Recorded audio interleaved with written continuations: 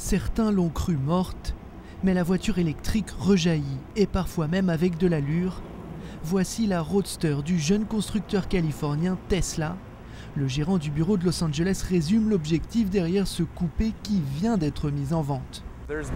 Il y a déjà eu des voitures écolo, et il y a déjà eu des voitures sportives, mais on n'a jamais vu une voiture qui combine les deux, et c'est ce que nous avons fait. De 0 à 100 km/h en 4 secondes, mais à la place du rugissement du moteur, un sifflement électrique.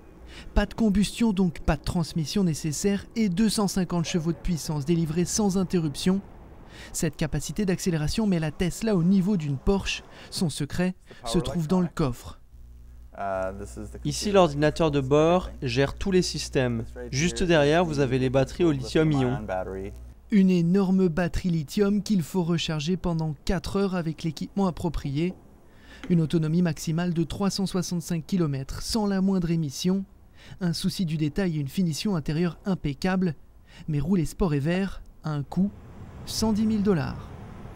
Moins branché mais tout aussi électrique et plus abordable, le 4x4 de Paul Scott qui roule pour un futur meilleur. J'imagine un futur où toutes les voitures seront électriques. Il n'y aura plus de bruit de moteur, tout sera plus silencieux et plus agréable. Et ce sera tellement bon de ne jamais aller à la station-service. Pas de station-service, mais une station solaire que ces défenseurs de la voiture électrique ont installée sur leur toit.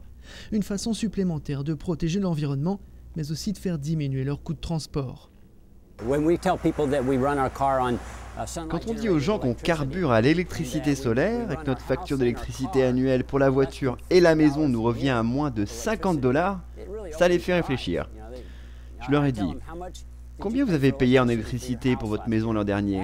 Et ajoutez à cela vos dépenses en essence maintenant.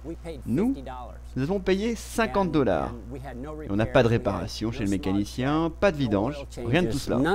Selon Paul, même après 100 000 km, sa voiture nécessite peu d'entretien tant le moteur électrique est simple et durable. Trop peu rentable selon lui pour l'industrie automobile qui a longtemps refusé de les produire à grande échelle. Mais aujourd'hui, face à la crise du secteur et la flambée des prix du pétrole, beaucoup de constructeurs emboîtent le pas. Et ces quelques milliers de Californiens qui défient au quotidien la logique de l'essence en roulant électrique s'en réjouissent.